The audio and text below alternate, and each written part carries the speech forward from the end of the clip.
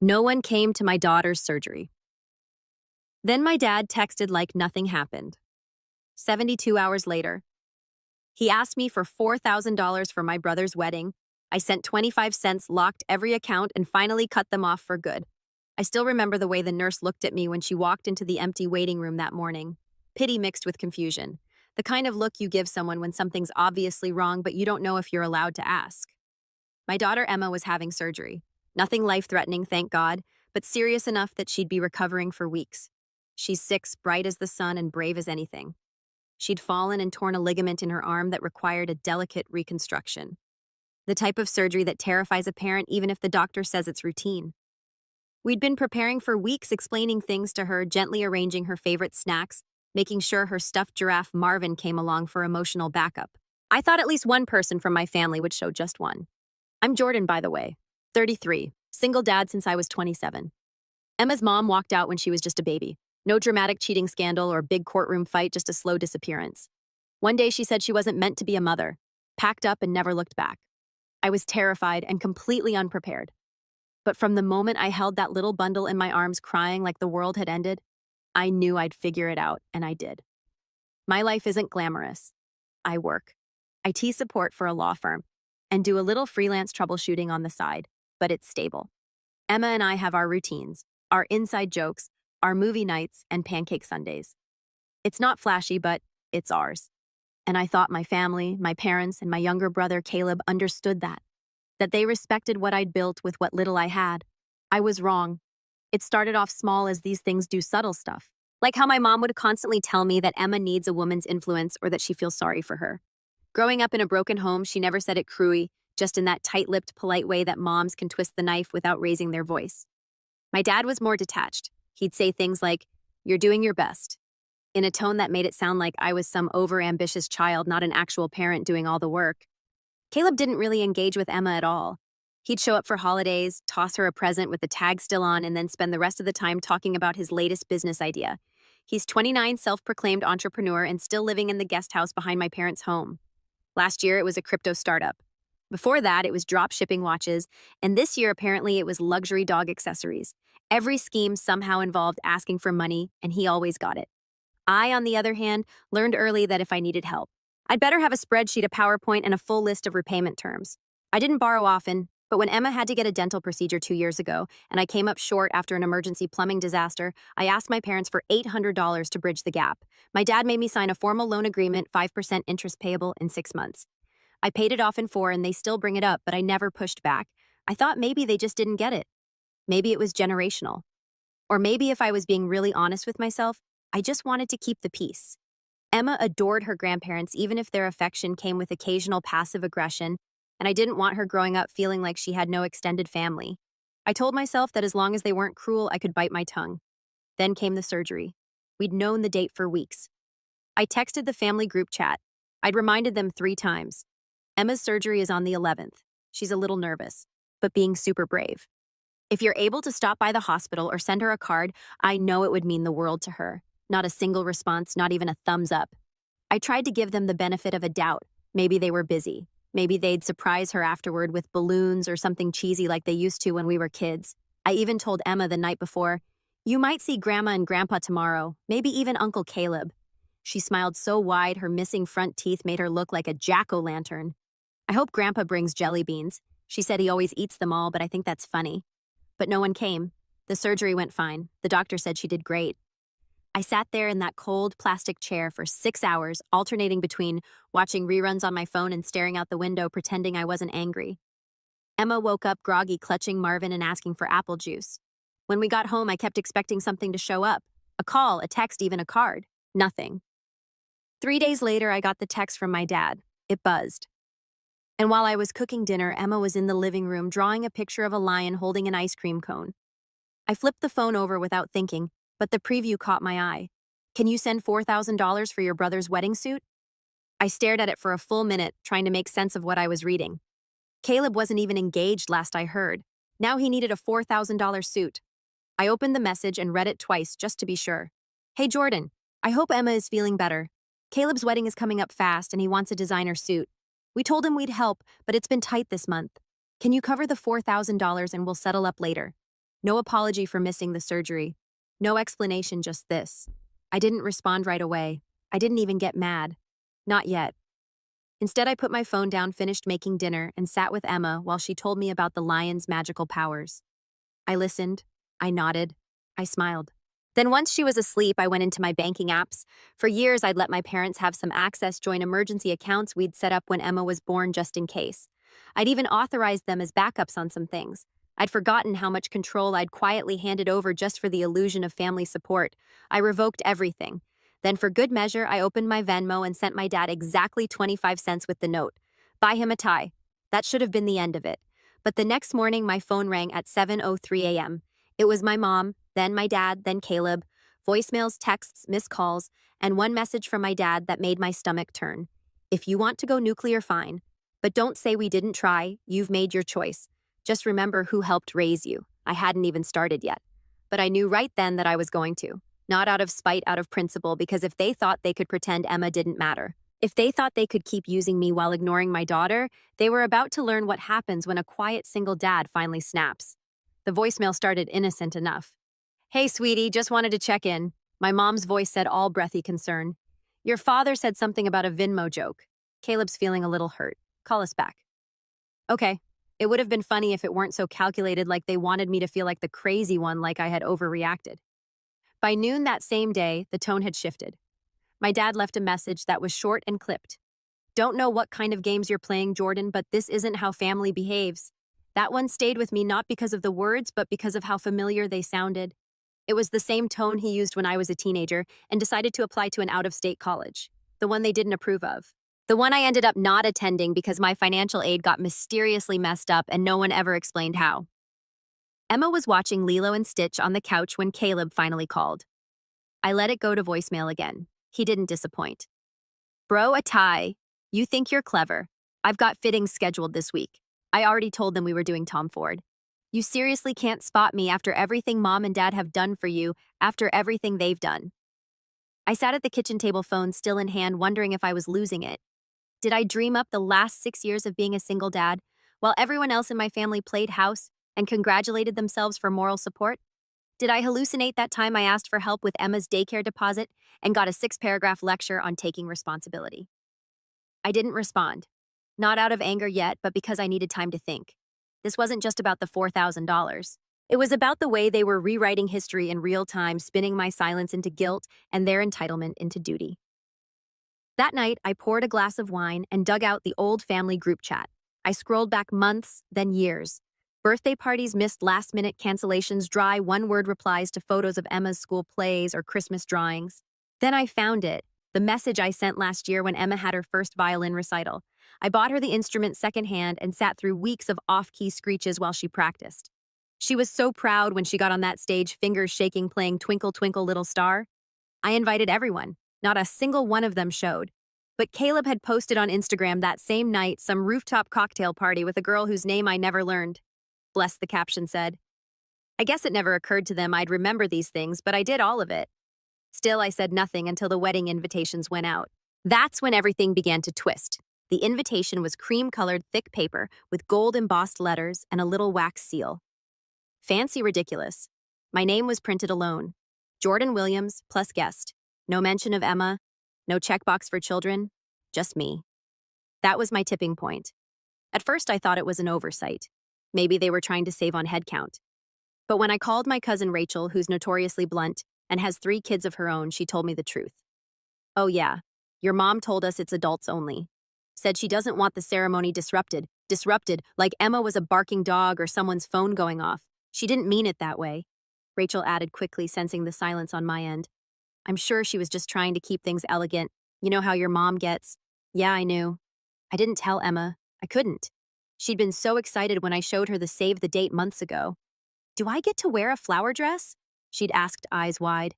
Can I dance with Uncle Caleb? The fact that he barely acknowledged her hadn't fazed her one bit. Instead, I RSVP'd and said nothing to anyone. 2 weeks passed in silence. Then the manipulation began in earnest. My mom called during dinner. I didn't answer. She left a message. I know you're probably still upset, but Caleb really wants you there, Jordan. We all do. He was even asking if you'd make a speech. I told him you'd be honored. Let's not let little misunderstandings get in the way of such a special day. Little misunderstandings. I'd stayed quiet too long. That night I texted my mom and dad both in the group thread. I was calm, polite, but I told them the truth. I won't be attending the wedding. I find it incredibly hurtful that Emma wasn't included or even acknowledged in the invitation. She's family. If that's not how you see it, then I have nothing else to contribute. I watched the 3 little dots pop up, then disappear. Nothing came through until the next morning. A single sentence from my dad. Stop making everything about your kid. I stared at it so long the screen dimmed. Everything about my kid. She wasn't some background character. She was my life.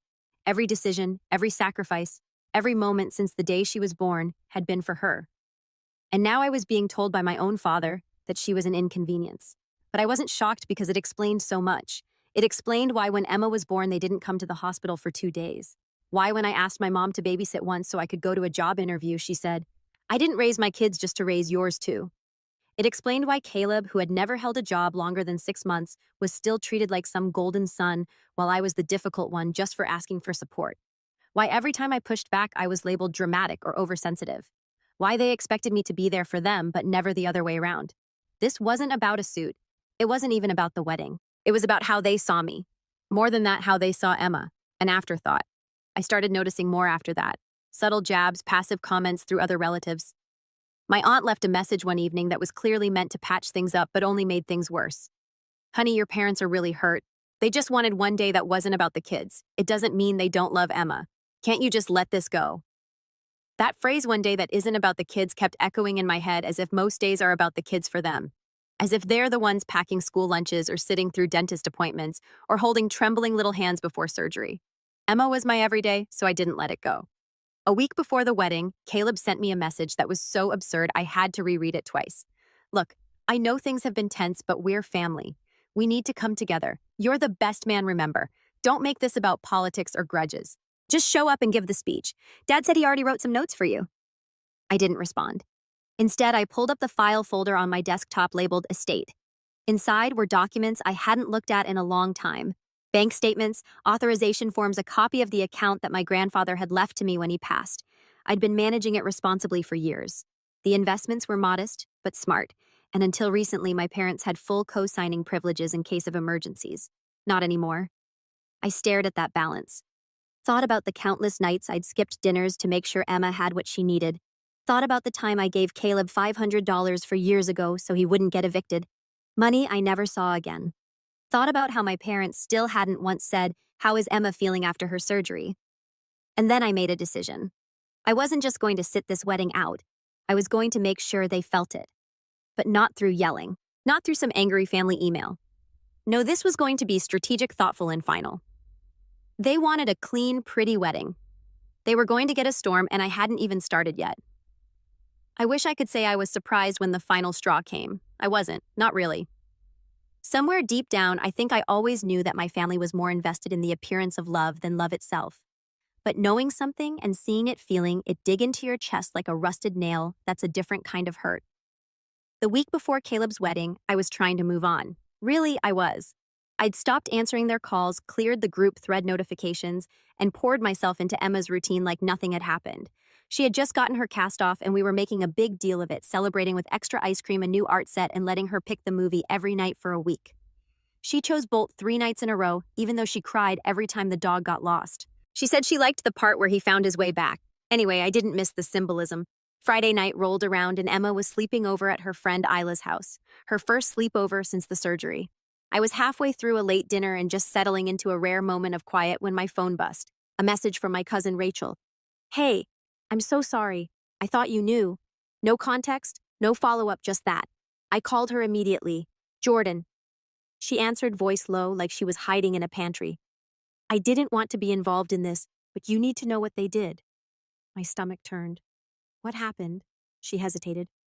"Your mom?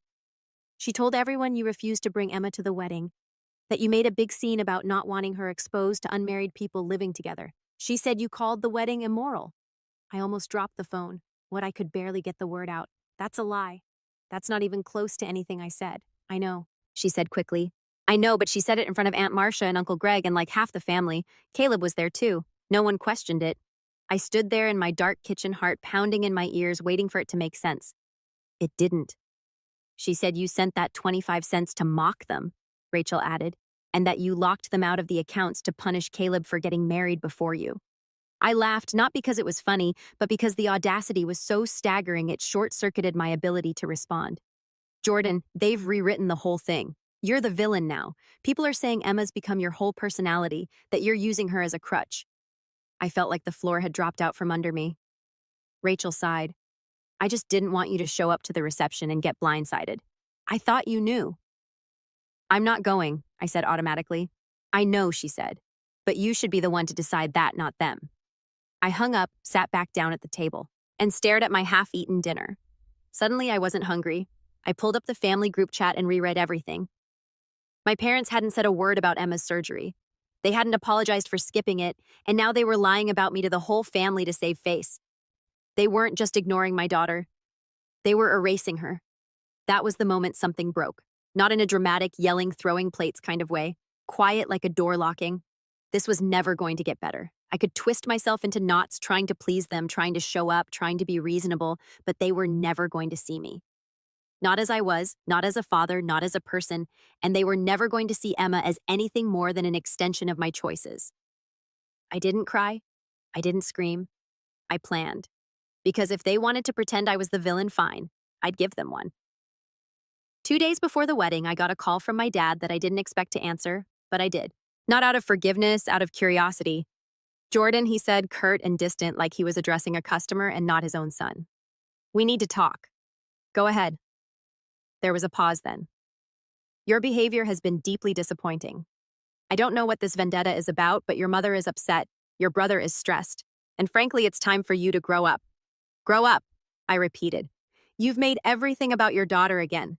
This wedding isn't about you or your child, it's about Caleb. There it was again. Your child, not Emma, not his granddaughter. Just a label, a burden, a mistake they had long ago decided I had made. And now they were determined to punish me for it forever. You spread lies about me to the family, I said quietly. You told them I refused to bring her because of some moral objection, that I locked you out of my accounts to be petty. Do you even hear yourselves? My dad's voice didn't even flicker. We were trying to protect you. I laughed again. That strange, hollow laugh. Protect me from what? From being a good father. From having boundaries. We were protecting the family's reputation, he said flatly. If people heard you refuse to attend your own brother's wedding over a child's feelings, it would sound a child's feelings, I snapped. Do you hear yourself? She's not a prop, Dad. She's not a political inconvenience. She's a human being. There was silence on the line. Then he said, This is exactly what I'm talking about. You're hysterical emotional. Always have been. I hung up. I didn't trust myself not to scream. That night, Emma came home from her sleepover bubbly and full of stories about baking cookies and staying up past bedtime. She had no idea what was brewing behind the scenes, and I wasn't going to let it touch her. Not yet, but I did tuck her in that night with an extra long hug. And after she was asleep, I opened my laptop and got to work. First, I wrote an email to the family, every cousin, aunt, and relative who had gotten that twisted version of events. It was calm, detailed, full of screenshots and receipts. I explained exactly what had happened. I included a timeline. I didn't editorialize. I let the facts speak for themselves. Then I sent a second email, this one to my lawyer. You see what my parents had conveniently forgotten. And what Caleb never knew was that the trust Grandpa left me had certain protections and clauses. Clauses that my father had waved away back when I was 19 and didn't understand what they meant. Clauses about misuse. Clauses about breach of co-signer privileges. Clauses that gave me full legal right to audit every single withdrawal that had ever been made by my parents on my behalf. The account had been dormant for years aside from some conservative investments, but not anymore. I requested a full forensic audit. And then I found something I wasn't supposed to find. A wire transfer. 2 years ago. $16,000 labeled Caleb Seed Funding Private Investment. I sat back in my chair, heart hammering. My parents had taken money from Emma's future from the account I had guarded for years without telling me and given it to Caleb to fund a dog hack company that went bankrupt 6 months later. I called the bank. They confirmed it. The authorization had been signed with my dad's co-signer status pre-revocation. It wasn't fraud, but it was betrayal. The next day, I filed to revoke all secondary access retroactively. I wasn't sure it would hold up, but I had to try. That night, my mom showed up at my doorstep unannounced. I didn't open the door. She knocked for 5 minutes straight. Then she slid a letter under the door handwritten. I read it once. Then again, it wasn't an apology. It was a plea, a demand. She said the family was crumbling because of me, that Emma was making me weak, that if I didn't stop this crusade, I would be downed, disinvited, and dishonored. Her exact word, dishonored. Like we were in a royal court. The next morning, I woke up to find Emma sitting at the kitchen table staring at my phone. "Daddy," she said softly, "why did Grandma post a picture of Caleb on Facebook that says the only son we're proud of?" I froze. She shouldn't have seen that, but she did. And something changed in her eyes, something quiet, something permanent. And that was when I knew I wasn't just fighting for myself anymore. I was fighting for her. And war was coming. The Monday after the wedding felt still not in a peaceful way, but like the quiet that follows an explosion where the air feels heavy and everything sounds just a little too distant. Emma was back at school and I was working from home, but I couldn't focus. My inbox was full, my coffee had gone cold, and I'd read the same line of an IT troubleshooting manual 7 times before realizing I wasn't even blinking. I kept thinking about that photo, the one Emma saw on Facebook. It was just a simple image. Caleb in his wedding suit, presumably the Tom Ford, the first refused to pay for posing with our parents under a canopy of white roses. My mother wore a blue dress, my father had his usual deadpan smirk, and Caleb was grinning like he just won the lottery. The caption written by my mother in that cloying tone she used for online posts read, "Proud doesn't even begin to cover it. Our son, our light, our legacy." And then the hashtags, hashtag best son, hashtag family, first hashtag only son. We're proud of that last one. That's the one Emma saw. I don't even remember walking to her that morning. I just remember finding her at the kitchen table, her tablet in front of her, her fingers resting on the edge like she wasn't sure if she should keep touching it. Her expression didn't match the 7-year-old I knew. No tears, no pout, just stillness. Why would Grandma say that, she asked quietly, eyes not moving from the screen? I crouched down beside her. I don't know, honey, I said, trying not to let my voice crack. Sometimes people say things online that they don't mean, or maybe they forget who's reading. But I thought they liked me. You're amazing. Anyone who doesn't see that doesn't deserve to be in your life. She nodded like she understood, but her eyes, God, her eyes, they stayed a little too blank for my comfort. I kissed her forehead and told her to get ready for school. She obeyed robotically. I watched her zip up her backpack without a word. It was the first time I saw her armor go up, and I hated them for it. After dropping her off, I sat in the car for 15 minutes without starting the engine, just breathing, watching the sidewalk, trying to remember how we got here. I thought back to when Emma was born. Back when my parents first visited the hospital 2 days late after I had already spent 48 hours alone feeding her formula and watching over her tiny body in a plastic crib. My mom had brought a balloon and a blanket, and my dad had stood at the doorway like he was checking into a motel. I remember holding Emma up to them, expecting warmth. Instead, my mother said, "She looks tired already. You're going to have to learn to sleep when she sleeps." No congratulations. No, you did it. Just advice I hadn't asked for. In a deep sigh as she looked around the room and said, "I guess this will do for now. Back then I didn't know better." I told myself they were just overwhelmed, that they'd warm up, that time would heal it. It never did. They treated Emma like a technicality, something they tolerated because she came with me like baggage. And now, 7 years later, they were proud to shout from the rooftops that she didn't count, that I didn't count. I hit rock bottom that week, not just emotionally, financially too. The audit came back on Thursday. I had been holding out some hope. Maybe that wire transfer was a fluke. Maybe they hadn't touched anything else. Nope. Over $27,000 had been withdrawn from my grandfather's trust account in small increments over the course of 5 years. All under the justification of family emergencies. All signed by my father back when he still had authorization. There were no receipts, no itemizations. One $5,000 transfer was labeled simply Caleb's move-in support. Another was tagged as wedding planning consultation, dated nearly 8 months before I even knew Caleb was engaged. I stared at the printout, the spreadsheet, clean and damning in black and white. And I realized that everything I had clung to, my trust in them, my belief that they simply didn't understand what they were doing, had been naive. They knew exactly what they were doing. They didn't make a mistake. They made a choice. And I had been the idiot feeding them access and information all these years, like a loyal dog who kept coming back, tail wagging even after being kicked. I went through stages of grief that night: anger, shock, shame, rage again, but mostly exhaustion. I sat on the floor of my living room, the audit papers spread around me like confetti, and cried for the first time in years. Not sobbing, Not loud, just slow, painful tears that felt like they were coming from somewhere behind my ribs, because I wasn't just grieving the money. I was grieving the illusion. I had no family anymore, not in the way I thought. I spent the weekend avoiding calls. Rachel texted me once saying the wedding had been nice but weird without you. I didn't respond. I didn't check Facebook either. I didn't want to see the smiling pictures, the happy captions, the digital version of the family I used to believe I belonged to. Emma seemed to sense the change. She clung to me more that weekend, sat beside me while I worked, slept in my bed without asking. Drew pictures of just the two of us, her and me standing under a rainbow. Marvin, the stuffed giraffe between us. I taped one to the fridge like it was a shield. That Sunday, something inside me finally shifted. Not toward revenge, not yet, but towards something. A line being drawn. A realization that I couldn't just exist in limbo anymore, pretending we were taking space or letting things cool off. There was nothing left to cool. The bridge wasn't damaged. It was gone. So I started quietly preparing. I changed the password on every digital banking platform I had. I removed my name from the shared storage unit I'd been helping Caleb pay for. He used it to store failed business inventory, mostly branded dog bow ties and in used candle molds. I contacted my grandfather's estate lawyer, not just to report the misuse of funds, but to begin the process of transferring the account entirely under Emma's name, with a trust clause she could access when she turned 18. I updated my will, I updated hers, and then slowly I began documenting everything. The messages, the voicemails, the withdrawals, the false claims on social media, because if they ever tried to challenge me again legally, financially, socially, I wasn't going to be caught unprepared. They taught me that. They trained me, really. And now they were going to see what it looked like when the son they underestimated got serious.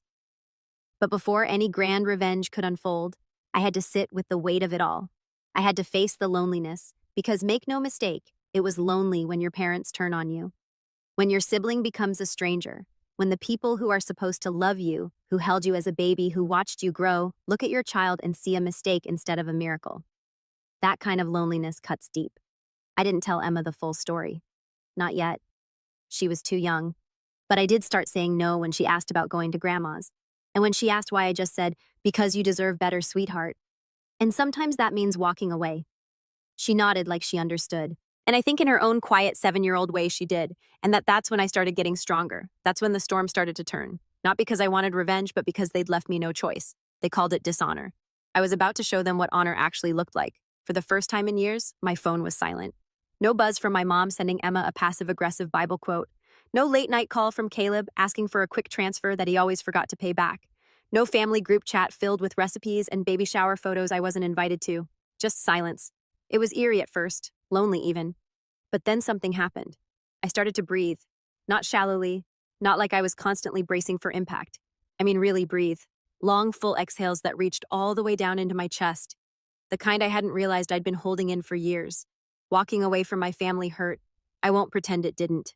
But in that space where their noise used to be, I started to hear something else myself. And I was furious, but focused.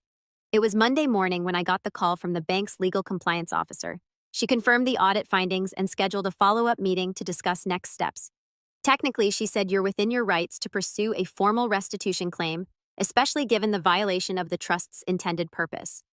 I didn't say yes, not yet, because part of me, some fragile part still clinging to the old Jordan, wanted to give them the benefit of the doubt one last time. Maybe they'd return the money quietly. Maybe they'd apologize. Maybe they'd finally recognize how far they'd crossed the line. They didn't. In fact, that same day, my father posted a photo of Caleb on LinkedIn, posing in his custom suit with the caption, "Proud to watch my son step into the next chapter, marriage, business, legacy. A man who honors family, works hard, and deserves everything coming to him. Hashtag family first, hashtag leadership, hashtag generational success." Legacy. That word hit differently now because for the first time I realized I was someone's legacy too, Emma's. And she deserved better than this narrative my family kept trying to write over us. So I did something I hadn't done in a long, long time. I invested in myself. Literally, I took a small portion of my freelance earnings and opened a separate investment account in Emma's name, completely disconnected from the trust my grandfather left. It wasn't much to start, just a few thousand, but it was hers, truly hers. No cosigners, no access, no back doors, just a seed. And then I did more. I'd always done freelance IT work on the side, mostly fixing home networks and setting up email clients for people too busy or too old to care about tech. But I'd never marketed it, never really leaned in. That changed fast. I bought a domain, built a sleek one-page site, paid a graphic designer to create a logo, a stylized giraffe holding a laptop in honor of Marvin Emma's stuffed animal and loyal mascot. The tagline read, "Smart support for real life." And then quietly, without making a big deal of it, I launched. At first, nothing happened. A few clicks, one request to fix a printer jam from a nice woman named Cheryl. But then Rachel, my cousin, the only one who had warned me about the lies, shared the link on her Facebook, and her husband shared it. And then a lawyer he worked with needed help migrating a firm's servers to the cloud. That project alone paid my rent for 2 months. Momentum, that's what it felt like. And once it started, it didn't stop. I began blocking off one night a week to handle side clients after Emma went to bed. It was exhausting at times, but it was mine. Every invoice, every thank you email, every dollar mine. 3 months later, I doubled my freelance income. 5 months later, I was making more than my full-time job. I didn't quit right away. I wanted stability benefits, but I talked to HR, restructured my hours, and negotiated a remote hybrid position that gave me 2 days a week entirely for my own clients. And on those days, I thrived. I wasn't just working, I was building. At home, Emma started to notice the changes too. She'd walk in after school and say, "Did you have a good client today?" And I'd show her the silly giraffe logo on my screen. She started drawing variations: giraffe in a cape, giraffe drinking coffee, giraffe sitting on a stack of books. We made one of them into a sticker and put it on her backpack. She called it our secret team. I smiled so much it hurt. It wasn't just the business either. Things at school improved. Emma joined the music club. I volunteered to help set up the parent-teacher portal, and the principal asked if I'd consider helping out part-time with tech support. It wasn't a big job, but it put me on their radar. People started seeing me again, not just as a guy with baggage or a struggling single dad, but as someone competent, reliable, capable. That summer, Emma and I took our first vacation. It wasn't fancy. We rented a cabin by the lake and brought board games, marshmallows, and bug spray. But it was ours, just the two of us fishing off the dock and watching stars blink awake while crickets chirped in the tall grass. One night, as we were roasting marshmallows, Emma looked at me and asked, "Do you think Grandma still doesn't like me?" I froze. The question came out of nowhere. I thought carefully before I spoke. I think Grandma has a lot of stuff inside her that she hasn't dealt with, and sometimes people like that hurt others even when they don't mean to. Emma nodded slowly. I used to think it was my fault. It's not even a little. She stared into the fire. Okay, I don't think I want to visit her anymore. And just like that, she let it go better than I ever could.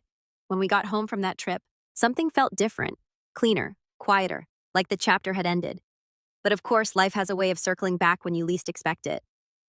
One afternoon in September, I got an email from a name I hadn't seen in years. Mr. Callahan, my grandfather's old attorney. Subject: request for mediation. Inside was a short formal note. Mr. Williams, I have been contacted by your father, Robert Williams, regarding a dispute over the terms and management of your grandfather's family trust. He has requested a mediation session before formal legal steps are taken. Please advise on your availability. I stared at the screen for a long time. So that was their next move. Not an apology, not repayment, a challenge. It was almost impressive. But what they didn't realize was I wasn't the same person anymore. They were expecting the old Jordan, the one who folded, the one who begged to be loved. They weren't ready for this version, the one who had nothing to lose and everything to protect. I clicked reply, typed 4 words. Let's schedule it soon. And for the first time in my entire life, I smiled while facing a fight, because this wasn't about revenge anymore. It was about legacy mine. Emma and I was ready to claim it. The mediation was scheduled for a Thursday morning in early October, 9 a.m. sharp, downtown Neutral Ground. Mr. Callahan's office hadn't changed in over a decade. Same dark mahogany paneling, same oversized green banker's lamp on the corner of his desk, same wall clock that ticked just a little too loud. I remembered being 17 the first time I sat in that office. My grandfather had brought me there, just the two of us. I was in a wrinkled hoodie, slouched in a leather chair, pretending not to care. He talked about the future, about responsibility, about protecting what mattered. At the time, I didn't get it. I thought he was talking about money. He wasn't. That memory stayed with me as I walked into the room. Mr. Callahan stood to greet me with a warm, worn-out smile. "Jordan, thank you for coming." "Of course," I said, shaking his hand. Then I turned to see my parents already seated on the other side of the long walnut table. My mother's lips pressed into a flat, polite smile. My father didn't even try. He leaned back in his chair with his arms crossed, looking like he'd rather be anywhere else. They hadn't seen me in nearly a year. No visit, no birthday card for Emma, not even a text. And yet here they were, acting like I was the one who needed to explain himself. I took my seat, opened my folder, laid out the audit documents with quiet precision. Mr. Callahan cleared his throat. Let's begin. It started civil. They always do. My parents were deeply concerned about the handling of the trust. They regretted any past misunderstandings. They believed family resources should be shared. They threw around words like intent, family equity, and mutual respect. But the more they spoke, the more it became clear what this was really about. They wanted access again. The trust account, though diminished by their previous withdrawals, was still valuable. The investments had performed well. The fund was projected to grow significantly in the next 5 years, especially if left untouched. My father leaned in, finally dropping the pretense. Let's be honest, he said flatly. That money wasn't meant for you to hoard. Your grandfather wanted to uplift the family. That includes your brother. I didn't flinch. My grandfather left me that money in my name with very specific clauses, which we helped manage when you were too young to understand. My mother chimed in. You didn't even read the original trust letter. We made sure it was handled correctly. That's when it happened. The setup, the turning point. Mr. Callahan, who had been silent up until now, reached into his file drawer and pulled out a worn brown envelope. Actually, he did read it, he said calmly. Jordan requested the full original document and the handwritten letter 3 months ago. I sent him both. He slid a copy across the table. I watched my parents' faces change in real time. They didn't know. They had been banking on the assumption that I never saw the original letter, the one my grandfather wrote by hand, outlining his intentions for the trust. Not the legal jargon, but the real message, the heart of it. My mother's hand twitched. My father's jaw flexed. I spoke slowly. Clearly, I know exactly what Grandpa wanted. He left this trust to me not just for financial security, but because he believed I would be a good steward of his values. He wrote that in his own words. To Jordan, who I trust will use this not only to build a future for himself, but to protect those who come after him. I let the silence hang. Emma, I added quietly. He meant Emma. My father looked like he wanted to object. My mother started to say something, but Callahan raised a hand. I've reviewed everything he said, and legally the trust now falls entirely under Jordan's management. His revocation of cosigner rights is valid, and retroactive penalties for unauthorized withdrawals can be pursued should he wish to escalate. More silence. Then my mother trying to salvage ground. You're really going to hold this over our heads? We're your parents. We were just trying to support Caleb. I stared at her. You didn't come to your granddaughter's surgery. My father scoffed. She was getting her arm fixed, not heart surgery. She was sick, scared, and she kept asking where her grandparents were. My voice didn't rise. I didn't need to yell. You were too busy planning a wedding for a man you gave thousands of dollars to from a fund that wasn't yours. My mother's eyes filled with something. Guilt, maybe, or maybe just embarrassment at being called out. But I wasn't finished. This isn't about the money, I said. It's about trust. You didn't just take from me. You took from her. And now you're here pretending you did it out of love. I looked at Callahan. We're done here. He nodded. Understood. My parents started to speak, but I stood and gathered my papers. Then I paused, turned to them. I'm not going to sue, I said. Not because you don't deserve it, but because I've already won.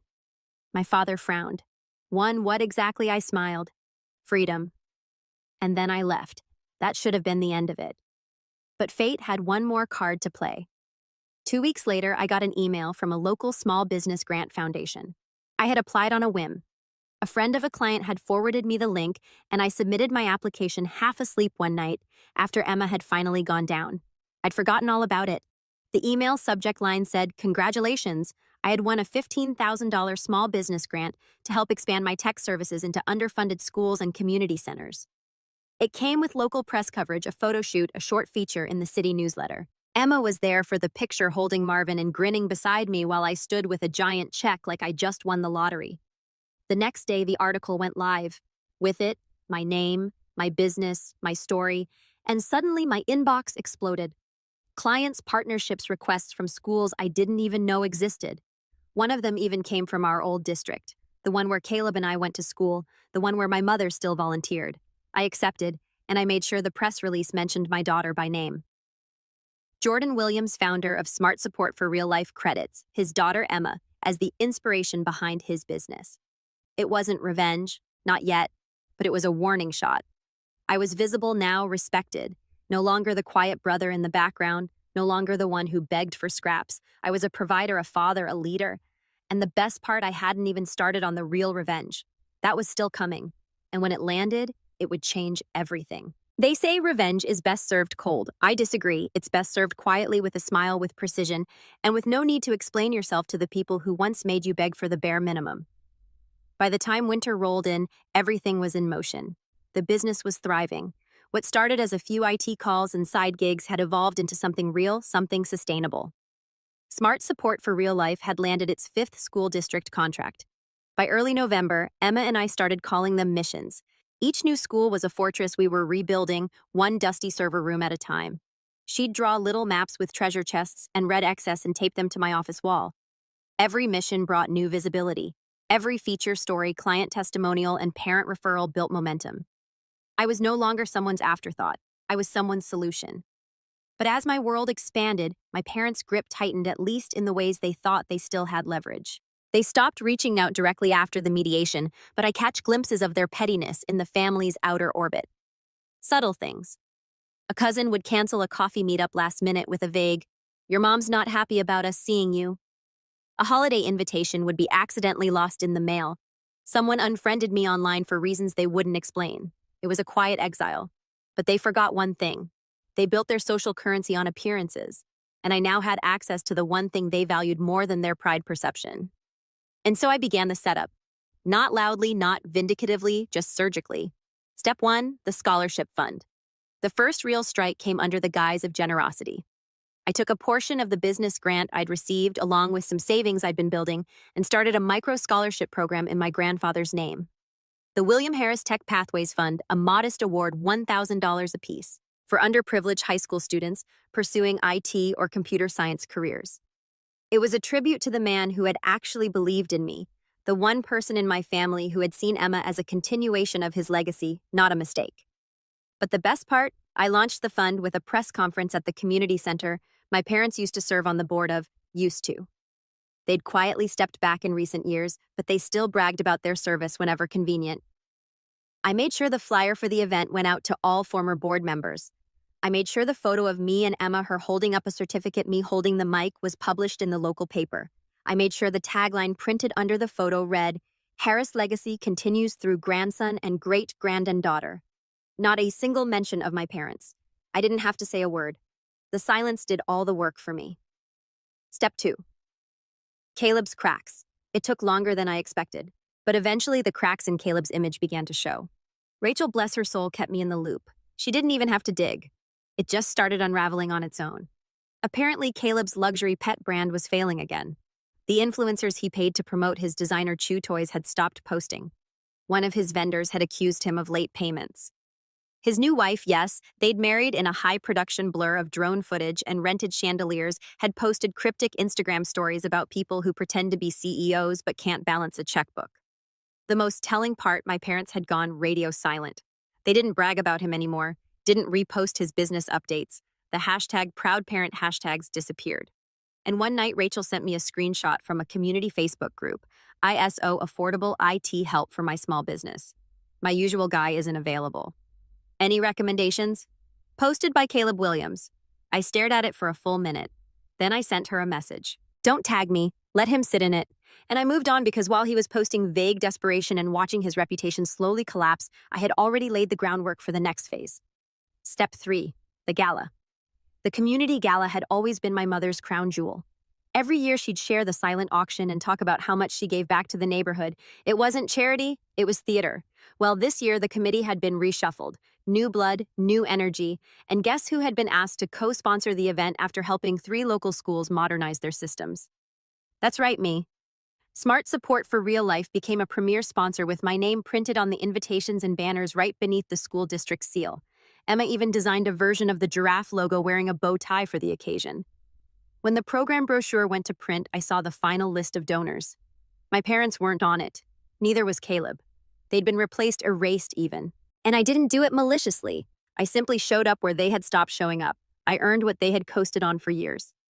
The night of the gala, I wore the same navy blazer I'd worn to Emma's kindergarten graduation. Nothing flashy, just sharp, confident.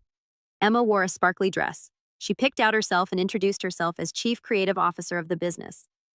Everyone laughed, but they remembered her name. When they asked about my parents, I smiled and said, "We've taken different paths. But I'm thankful for the foundation my grandfather gave me. It was neutral, it was graceful, and it burned because 3 people texted me the next day, asking if my parents had been disinvited from the gala. I didn't answer. Let the silence say it for me. Step 4. The audit letter. This one was for me. I hired a private accountant to produce a full legal report of the unauthorized withdrawals from my grandfather's trust.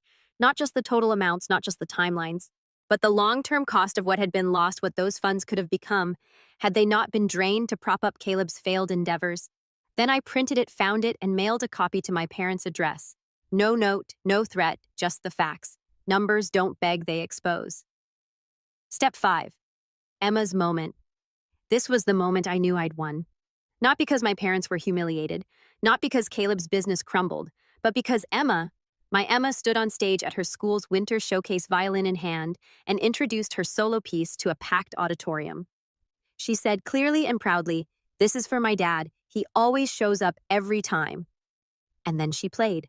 I cried the whole way through. After the performance, parents came up to shake my hand. Teachers asked if I'd consider helping with their other campuses. A school board member told me I was exactly the kind of partner they hoped to find. In the back of the auditorium, I saw a familiar figure slip in late.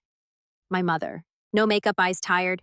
She watched for maybe 5 minutes, then she slipped out again. Didn't say a word, didn't approach us, didn't clap. But I saw her, and I knew. She saw us too. She saw what she lost.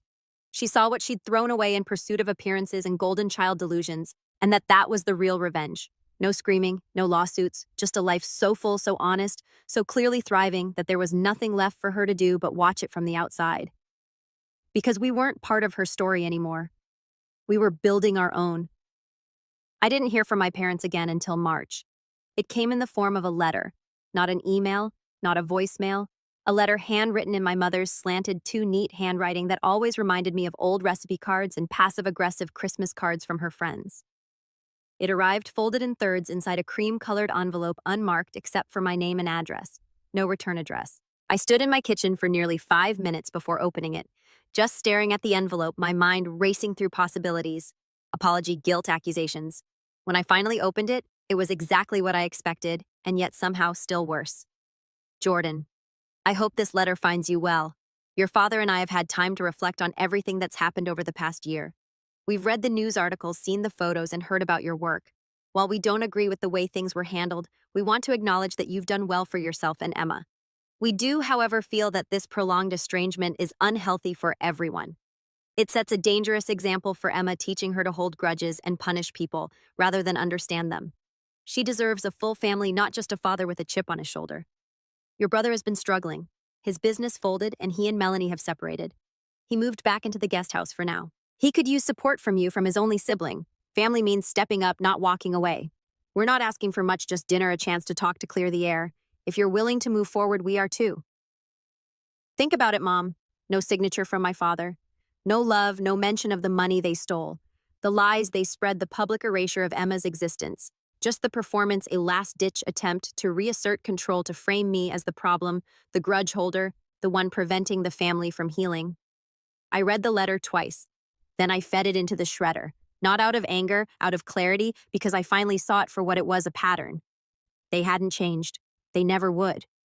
They'd been waiting for me to fail, waiting for me to come crawling back, waiting for the world to put me in my place so they could welcome me home like prodigal parents. But I hadn't failed. I had flourished. And they didn't know what to do with that. Emma came home from school later that afternoon, kicking off her shoes and tossing her backpack on the couch. She'd just made the honor roll for the 2nd time in a row. I'd framed her certificate and hung it on the wall beside her artwork. "Can I have grilled cheese tonight?" she asked, flopping onto the carpet with Marvin tucked under her arm. "Grilled cheese it is." She paused. "Did Grandma write back?" I hesitated. "She did, but it wasn't really about you or us." She tilted her head. "Did she say she was sorry?" "No." Emma picked at a loose thread on Marvin's leg. "That's okay," she said. "I don't think I need her to anymore." And just like that, it was over. Not with a fight, not with a final confrontation, just a simple decision. We were done. We moved on. That spring, Smart Support for Real Life opened its first physical office, a small but sleek corner suite in a refurbished downtown building. The city awarded us a Community Tech Innovation Grant. Emma cut the ribbon at the opening ceremony while local kids lined up for free tech demos. I hired 2 part-time employees. One of them was a single dad like me. We set up a rotating childcare corner in the office, complete with puzzles, snacks, and a second-hand switch. Every photo we took, every article we were featured in, every newsletter we published listed our values at the top. Family first, people powered, legacy-minded. We meant every word. I saw Rachel again at a local networking event. She pulled me into a hug and whispered, "They're still talking about you like you've disappeared, like you're bitter." I smiled. "I haven't disappeared," I said. "I just stopped performing for people who didn't want to see me." Caleb emailed me 2 months later. A single line. "Any chance you'd consider a loan? Just need to get back on my feet."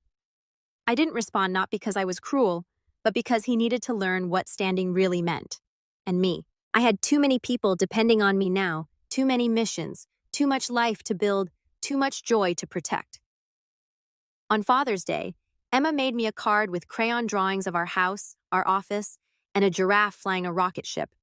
Inside, she'd written, "Thank you for always showing up. I love our team." I kept it in my wallet. That was the only legacy I needed. And the next time someone asked me what happened to my family, I just told them the truth. They taught me everything I needed to know by showing me exactly what not to become.